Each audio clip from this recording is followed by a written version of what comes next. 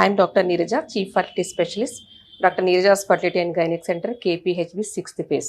So our main aim is to make you fertile. Sex in pregnancy చూద్దాం. So చాలా మంది pregnant couple అడుగుతూ ఉంటారు sexual intercourse is it safe or not. So general గా sexual intercourse ఒకవేళ doctor ఒకవేళ ఏం కాంప్లికేషన్స్ లేవు అంటే sexual intercourse on and off gentle intercourse చేసుకోవచ్చు. సో దీనివల్ల లేబర్ ప్రెస్పిరేట్ అవ్వడము అలాంటివి ఏం జరగదు. కాకపోతే కొంతమంది పేషెంట్స్ మైల్డ్ అబ్డామినల్ క్రాంప్స్ చెప్తూ ఉంటారు. సో కొన్ని కండిషన్స్లో అసలు సెక్షువల్ ఇంటర్కోర్స్ ఫుల్ అసలు అవాయిడ్ చేయమని చెప్తాం. లైక్ ఒకవేళ ప్లెజెంటా ప్రీవియా అంటారు, మాయ మనకు యుట్రస్లో అప్పర్ పార్ట్లో కాకుండా లోయర్ పార్ట్లో ఉంటే ప్లెజెంటా ప్రీవియా అంటారు. ఇలాంటి కండిషన్స్లో అసలు సెక్షువల్ ఇంటర్కోర్స్ అనేది చేయకూడదు. సో ఇంకొకటి repeated vaginal infections, vaginal fungal infections వస్తూ ఉంటాయి.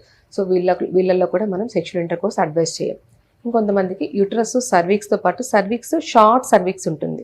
సో ఈ షార్ట్ సర్వీక్స్ వల్ల వాళ్ళకి ఎక్కువ మిస్క్యారేజ్ అవ్వడము, అబార్షన్స్ రావడము, ప్రీటర్మ్ లేబరు అలా రిస్క్ ఉంటుంది. కాబట్టి వీళ్ళకు కూడా సెక్షువల్ ఇంటర్కోర్స్ అడ్వైస్ చేయం. ఇంకొకటి ఏంటంటే ట్విన్స్, ప్రెషియస్ ప్రెగ్నెన్సీస్, ట్విన్స్ ఉంటారనమాట. ఈ ట్విన్స్ వల్ల కూడా వాళ్ళకు పొజిషన్ వల్ల కూడా మనం సెక్షువల్ ఇంటర్కోర్స్ అడ్వైస్ చేయం. అండ్ కాంప్లికేషన్స్ కూడా ఎక్కువ కాబట్టి వీళ్ళకు కూడా మనం సెక్షువల్ ఇంటర్కోర్స్ అడ్వైస్ చేయం. ఇంకొంతమందికి లైకర్ కొంచెం లీక్ అవుతూ ఉంటుంది.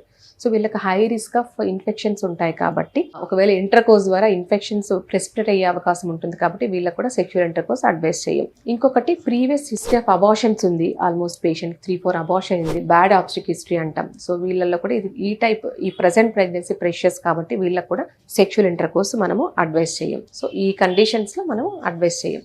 Thank you.